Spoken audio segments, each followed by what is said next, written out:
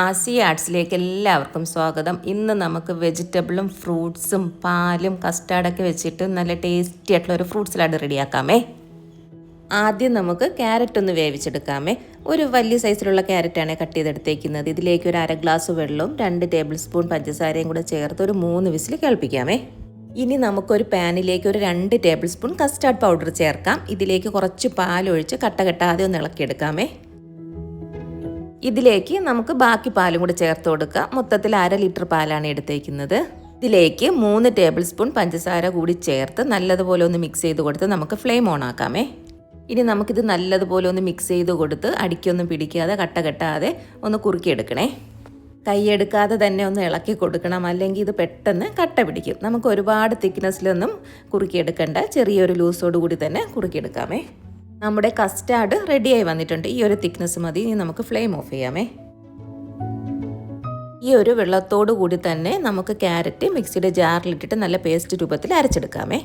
Custard ഞാനൊരു ബൗളിലേക്ക് മാറ്റിയിട്ടുണ്ട്. ഇനി ഇതിലേക്ക് ഒരു 1/4 ടീസ്പൂൺ വാനില എസൻസ് കൂടി ചേർത്ത് കൊടുക്കാം. നമ്മുടെ കസ്റ്റാർഡിൻ്റെ ചൂടെല്ലാം മാറി വന്നിട്ടുണ്ട്. ഇനി നമുക്കിതിലേക്ക് അരച്ച് വെച്ചിരിക്കുന്ന ക്യാരറ്റിൻ്റെ പേസ്റ്റ് ചേർത്തൊന്ന് മിക്സ് ചെയ്ത് കൊടുക്കാമേ.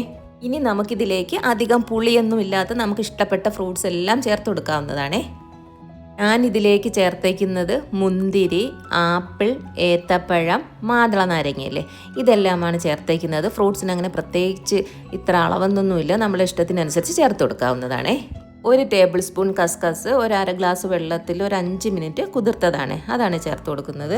ഇനി നമുക്കിതിലേക്ക് മധുരത്തിന് ആവശ്യമായിട്ടുള്ള കണ്ടൻസ്ഡ് മിൽക്ക് ചേർത്ത് കൊടുക്കാം. അപ്പോൾ ഓരോരുത്തരുടെ മധുരത്തിന് അനുസരിച്ചിട്ട് ചേർത്ത് കൊടുക്കണേ.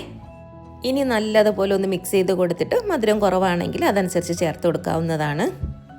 നമ്മുടെ സലാഡ് ഇവിടെ റെഡി ആയിട്ടുണ്ട്. ഇത് ഇങ്ങനെ തന്നെ കഴിക്കാൻ നല്ല ടേസ്റ്റാണ്.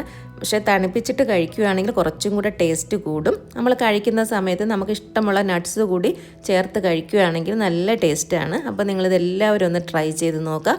ഈ വീഡിയോ ഇഷ്ടപ്പെട്ടെങ്കിൽ ലൈക്ക്, ഷെയർ, കമൻറ്റ്, സബ്സ്ക്രൈബ് ചെയ്യുക. അടുത്ത വീഡിയോയിൽ നമുക്ക് വീണ്ടും കാണാം.